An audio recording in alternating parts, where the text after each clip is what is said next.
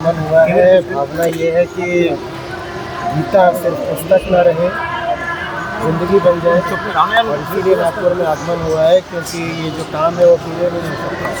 नागपुर वासियों का साथ चाहिए, वही साथ मांगने के लिए नागपुर में आया हूँ। यहाँ पर दो बड़े अच्छे कॉलेजेस हैं, उनमें 2 दिनों छात्रों के साथ संवाद है, और फिर एक दिन जो हमारे गीता छात्र हैं, गीता प्रतिभागी, उनके साथ लंबी चौड़ी बातचीत है। देखिए, ये कॉलेज के छात्र हैं, इनके पास ऊर्जा है, महत्वाकांक्षा है, लेकिन साथ ही साथ संशय बहुत है, भ्रम बहुत है, बंधन बहुत है। चाहते हैं बहुत कुछ करना, जवानी है, सपने हैं, लेकिन ये नहीं जान पाते कि वो कौन है और किस दिशा बढ़ना है। तो इनकी स्थिति अर्जुन जैसी ही है, तो जिसके पास क्षमता तो है, बल भी है, पौरुष भी है, लेकिन किंग कर्तव्य विमूढ़ है, जान नहीं रहा कि अब कुरुक्षेत्र पर करना क्या है। तो तब गीता की ज़रूरत पड़ती है ना। बिना गीता के अर्जुन जीतते क्या, लड़ भी नहीं पाते। तो आज के हर युवा की अर्जुन जैसी ही स्थिति है और उसे गीता चाहिए। तो छात्रों तक गीता ले जाने के लिए मैं नागपुर आया हूँ, और नागपुर वासियों का इसमें मुझे सहयोग प्राप्त होगा। छात्र मैं कहा करता हूँ सभी हैं, हमारे जितने प्रतिभागी हैं, भले ही वो 80 वर्षीय हों, उनसे कहता हूँ कि सबसे पहले ये देखो कि आप भी अर्जुन हो, और जो अर्जुन है वो छात्र है, एक अर्थ में शिष्य हो गया।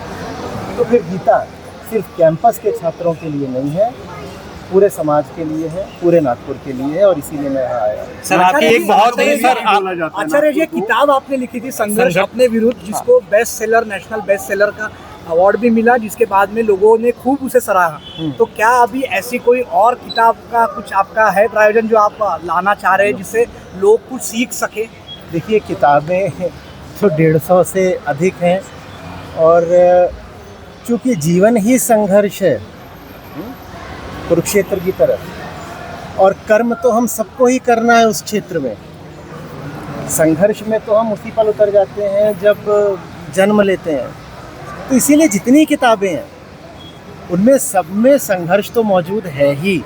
मैं संघर्ष से बचने का तरीका नहीं बताता, मैं कहता हूँ सही युद्ध चुनो, और फिर बिना परिणाम की चिंता के उसमें जी जान से डूब जाओ।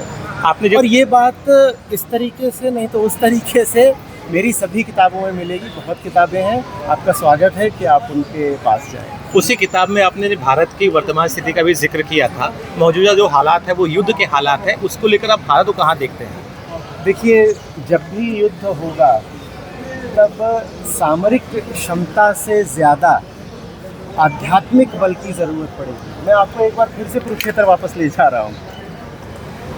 अर्जुन के पास क्या गांडीव नहीं था, क्या क्षमता की कमी थी, क्या अभ्यास की कमी थी? सर्वश्रेष्ठ धनुर्धर थे, लेकिन मैंने कहा जीतना तो छोड़ो, लड़ते भी नहीं। युद्ध मात्र शस्त्र से नहीं लड़े जाते, शस्त्र से पहले शास्त्र आता है।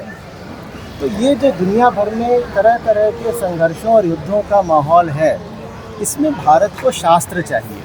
अब शास्त्र तो आप कहेंगे कि भारत के पास हज़ारों वर्षों से हैं। हाँ, शास्त्र रहे हैं, पर पहली बात जन जन तक नहीं पहुँचे, और दूसरी बात उनका जो अर्थ जन साधारण तक पहुँचा है वो अक्सर विकृत रहा है। तो हमारा 2 तरफा अभियान है। पहला, सब तक उच्चतम धर्म ग्रंथों को पहुँचाया जाए, और दूसरी बात उनके मौलिक और शुद्ध रूप में पहुँचाया जाए। अगर ये बात हो गई तो फिर भारत अपराजेय हो जाएगा। जो गीता जानता है, मैं कहा करता हूँ कि किसी भी तरह का युद्ध हो, उसकी मृत्यु तो आ सकती है, उसकी हार नहीं हो सकती। क्योंकि हार तो तब होती है ना जब आपने किसी विशेष परिणाम की आशा करी हो, वो परिणाम मिला नहीं तो आपने घुटने टेक दिए, समर्पण कर दिया। जिसने जान लिया कि जीवन किस लिए है और किस काम में बिताना है, किस युद्ध में झोंकना है, वो अब हार नहीं सकता। भारत को अपराजेय तो उसके शास्त्र ही बनाएंगे। आचार्य जी, नागपुर जो है वो संघ भूमि भी है, तो क्या संघ के दर्शन करेंगे आप? जाते हैं संघ में जाएंगे आप?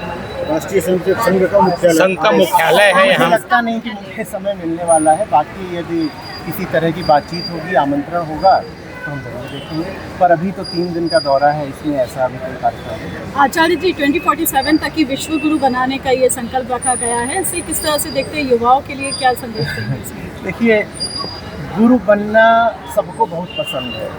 आपको भी अच्छा लगता होगा कि कोई आपसे आए, पूछे, ज्ञान दे पाएँ आप, गुरु कहला पाएँ आप, और वो अच्छी बात है कि हम इससे लायक हो पाएँ कि हम ज्ञानी कहलाएं, गुरु कहलाएं। लेकिन गुरु बनने से पहले शिष्य बनना पड़ता है, और शिष्य बनने की पात्रता ये होती है कि मैं मानूं कि मैं जानता नहीं हूँ।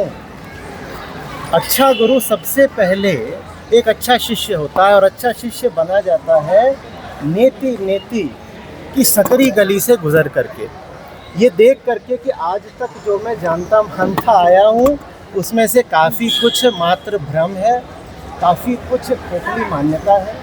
जब तक हम बहुत सारी व्यर्थ की बातों को ही ज्ञान मानते रहेंगे, तब तक विश्व गुरु बनना थोड़ा कठिन रहेगा। विश्व गुरु बनने के लिए पहले हमें बहुत अच्छा शिष्य बनना पड़ेगा, और उसके लिए बहुत सारा जो हमने मन में व्यर्थ का कचरा और व्यर्थ की सामग्री इकट्ठा कर रखी है, और उसका परीक्षण होना, और परीक्षण पर अगर वो खरी ना उतरे तो उसका नकार होना बहुत आवश्यक है। यही वेदांत की नीति की विधि है। प्रशांत जी, जैसा